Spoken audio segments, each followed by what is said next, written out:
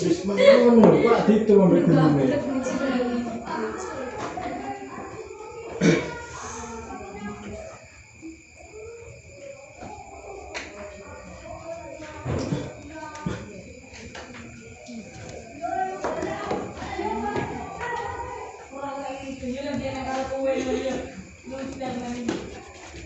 Assalamualaikum warahmatullahi wabarakatuh.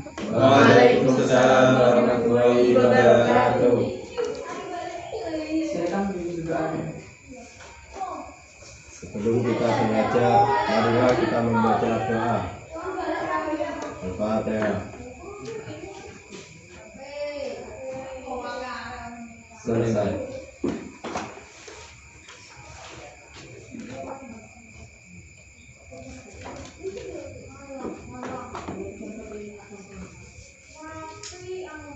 Ahmad Mujib Ridwan,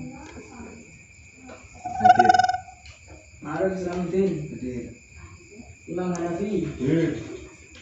Afkarina, Silvana, Titin, Puswatun, Firda. Hadir semua ya? Gimana kabarnya, sehat? Alhamdulillah. Alhamdulillah. Hari ini kita akan membahas tentang manusia dan tugasnya sebagai manusia. Sebelum itu nanti tak kasih pembahasannya, topiknya terlebih dahulu.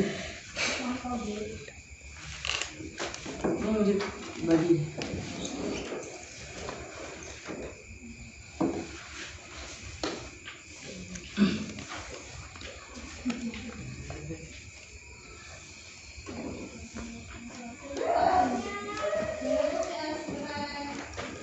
Sudah? Pembahasan kali ini mengenai manusia dan tugasnya sebagai manusia. Sebelum kita beranjak ke materi, saya akan memberitahukan tentang sekilas materi. Dilihat ringkasan materinya. Manusia diciptakan Allah di dunia ini mempunyai dua fungsi, yakni sebagai hamba Allah dan sebagai manusia. Artinya tugas manusia di dunia ini cuma dua, sebagai makhluk Allah dan juga sebagai khalifah. Nah, untuk berikutnya bisa dilihat materi ini terangkum dalam surat Al-Baqarah dan surat Al-Mu'minun. Nah, sekarang giliran kalian membaca dan menerjemahkan artinya. Baik, untuk yang pertama surat Al-Baqarah ayat 30. Saya dari ya beda. Ayo, yang pertama silakan baca. A'udzu billahi minasyaitonir rajim. Bismillahirrahmanirrahim. Wa idh qala rabbuka lil malaikati inni ja'ilun fil ardi khalifah. Qalu ataj'alu fiha man yufsidu fiha wa yasfiku ad-dima' wa nahnu nusabbihu bihamdika wa nuqaddisu lak. Qala inni a'lamu ma la ta'lamun. Yang artinya, dan ingatlah ketika Tuhanmu berfirman kepada para malaikat, aku hendak menjadikan khalifah di bumi. Mereka berkata, apakah engkau hendak menjadikan orang yang merusak dan menumpukan darah di sana, sedangkan kami bertasbih memujimu dan menyucikan namamu. Dia berfirman, sungguh aku mengetahui apa yang tidak kamu ketahui. Nah, itu sekilas tentang manusia dan sebagai khalifah di surat Al-Baqarah ayat 30. Cukup baik ya bacaannya ya. Kemudian isi kandungannya kita lihat yang poin kedua, isi kandungan. Jadi surat Al-Baqarah ini termaktub dalam isinya. Yang pertama, manusia sebagai makhluk Allah Subhanahu wa taala. Yang kedua, sebagai seorang khalifah, manusia harus mampu memimpin dirinya sendiri, maupun orang lain serta menyejahterakan dan kemakmuran diri. Yang ketiga, upaya antisipasi terhadap rintangan pada umat manusia, karena di dalam menjalankan fungsi atau tugas manusia, iblis, setan tidak akan henti-hentinya menggoda manusia agar tersesat. Iman harus kuat. 4. Manusia harus menjadi muflis agar tidak mudah tergoda iblis atau setan. Apa muflis? Orang yang ikhlas. Ada pertanyaan? Atau mungkin kalau tidak ada saya yang bertanya. Ada yang bertanya? Oh iya, silakan Karin. Apa yang dimaksud dengan khalifah? Oh, yang dimaksud dengan khalifah. Ada yang mau membantu atau bisa menjawab? Silakan sebelum saya jawab.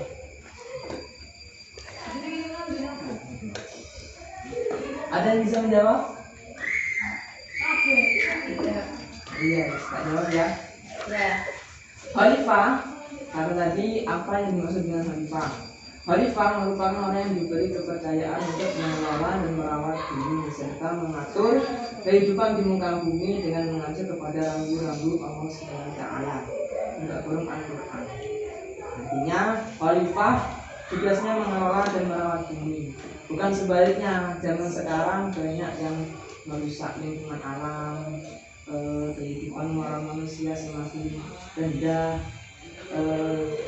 Dengan majunya teknologi, serasa agama menjadi disampingkan karena teknologi ini bisa mencakup luasnya pemikiran. Agama dengan teorinya yang klasikal membuat pikiran orang terhadap agama tersebut menjadi sedikit kuno. Di pikiran manusia agama menjadi kuno. Namun kembali lagi bahwa tugas khalifah di muka bumi adalah mengelola dan merawat bumi sesuai dengan Al-Quran. Artinya tujuan utama manusia merawat bumi, memakmurkan dengan tidak merusaknya, dengan terpaku pada Al-Quran. Itu ya, paham ya? Paham. Lanjut yang kedua, surat Al-Mu'minun ayat 12 sampai 14. Silakan, Mujib, ayo dibaca sama artinya ya. Bismillahirrahmanirrahim. Walaqad khalaqnal insana min sulalatin min tin, summa ja'alnahu nutfatan fi qararin makin, summa khalaqnan nutfata 'alaqatan, khalaqnal 'alaqata mudghatan, khalaqnal mudghata 'idhaman, fakasawna al-'idhama lahman, summa ja'alnahu khalqan akhar, fatabarakallahu ahsanul khaliqin. Artinya, dan sesungguhnya kami telah menciptakan manusia dari saripati, berasal dari tanah. Kemudian kami menjadikan air mani yang disimpan dalam tempat yang kokoh. Kemudian air mani itu kami jadikan sesuatu yang melekat. Lalu sesuatu yang melekat itu kami jadikan segumpal daging, dan segumpal daging itu kami jadikan tulang belulang. Lalu tulang belulang itu kami bungkus dengan daging. Kemudian kami menjadikannya makhluk yang berbentuk lain. Maksudnya Allah pencipta yang baik. Ya, terima kasih. Dari bacaannya yang masih cukup, dari bacaannya ya cukup baik lah ya. Nanti diperbaiki ya. Kan kemarin sudah mempelajari tentang tajwid. Baik, poin yang kedua yang termasuk dalam surat Al-Mu'minun, kita lihat dalam berikutnya. Isi kandungan surat Al-Mu'minun. Lihat, di situ ada 4 poin tentang isi kandungan surat Al-Mu'minun. Yang pertama, manusia tercipta dari saripati tanah. Saripati tanah. Mungkin sama, mungkin tidak sama dengan teorinya siapa, Darwin ya. Manusia terbentuk dari kera. Mungkin saripati tanah ini hanya terpaku pada Nabi Adam ya. Kalau lainnya kan dari alhamdulillah istilahnya nutfah. Yang kedua istilahnya proses terjadinya manusia melalui ini proses terjadinya kalian semuanya terjadi dalam 7 proses ini. Lihat, yang pertama manusia mengolah dan mengambil makanan, artinya mempertahankan hidupnya.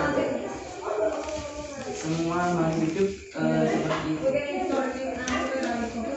Kedua, manusia menyerap selari makanan, kemudian menjadi proses penyatuan nutfah. Artinya penyatuan nutfah ini terjadi tidak langsung, antara laki-laki dan perempuan yang menikah. Yang ketiga, proses selanjutnya menjadi alaqah, yakni pembuahan nutfah tadi bertemunya sperma dan ovum kemudian menjadi alaqah. Jadi apa lagi? Segumpal daging. Segumpal daging. Kemudian yang keempat, proses selanjutnya adalah menjadi mudghah sebentuk kecil manusia seperti telur ayam. Kalau bisa dilihat, kalau bisa itu masih ada, belum ada bulunya di dalamnya kan masih belum ada sayapnya, kemudian kakinya seperti itu, masih terlihat seperti daging yang muda segar. Kemudian yang kelima izama, yakni tulang belulang. Setelah tadi seperti daging saja, terus kemudian dibentuk oleh Allah menjadi tulang belulang. Istilahnya tulang yang masih elastis, belum kaku. Kemudian yang keenam menjadi lahma atau daging yang membungkus tulang. Tulang tadi yang sudah dibentuk akan dibungkus lagi oleh daging dan juga kulit, dan akhirnya sempurna menjadi seutuh manusia. Yang ketujuh, setelah itu Allah menciptakannya dan memberikannya ruh di dalamnya. Akhirnya menjadi seperti yang sebenarnya, tapi dengan bentuk yang berbeda-beda. Yang C, Allah SWT adalah sebaik-baiknya pencipta karena seluruh penciptaan tersebut menunjukkan Allah SWT secara detail mempersiapkan segala hal yang memungkinkan kehidupan suatu penciptaannya termasuk manusia. Jadi penciptaan yang serumit itu hanya bisa dilakukan oleh Allah SWT. Manusia tidak bisa, meskipun mau mengcopy seperti cloning atau semacamnya dari tabung, itu masih memerlukan kehendak Allah. Terjadi atau tidaknya masih terpaku oleh kehendak Allah, tidak langsung bisa terjadi sesuai dengan kehendaknya. Terus terjadinya yang keempat, terbukti Al-Quran dan ilmu pengetahuan sehingga tersebut harus memperkuat keimanan dan ketakwaan kepada Allah. Makanya tadi penistaan tadi, sebelum pengetahuan membuktikan dengan uji laboratorium dan yang lainnya, di Al-Quran sudah termaktub bahwasanya manusia tercipta dari sari-sari tanah, kemudian ada proses-prosesnya, nutfah, alaqah, mudghah, izama, dan lahma. Atau mungkin ada yang ditanyakan? Oh iya, silakan. Apa yang dimaksud dengan alaqah? Apa yang dimaksud dengan alaqah? Ada yang bisa menjawab? Silakan, kalau ada yang bisa menjawab. Uji menjawab? Menjawab? Masih mencari. Masih mencari.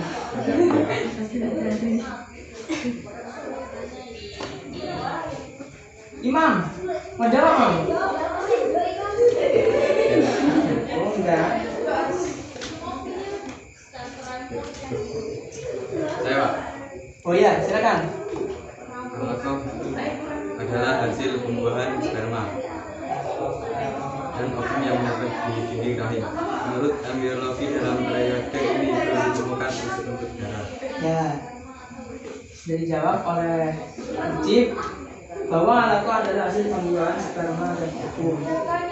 bertemunya setelah mata hukum terjadi yang namanya adalah alaqah, suatu pembuahan yang kemudian hasil pembuahannya itu menempel pada dinding rahim,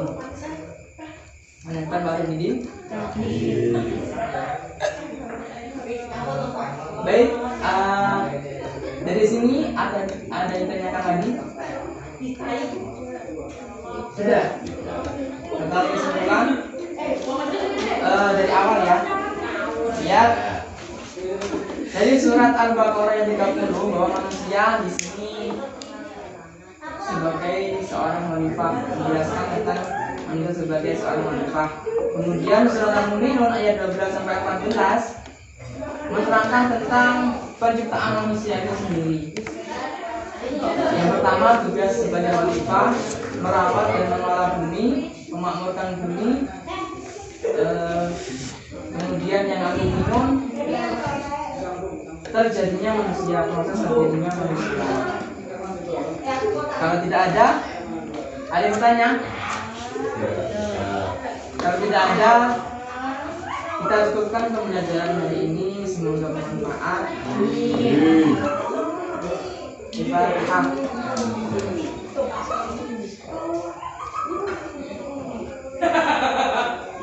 Sekian dari saya, Pak Firot. Wassalamualaikum warahmatullahi wabarakatuh.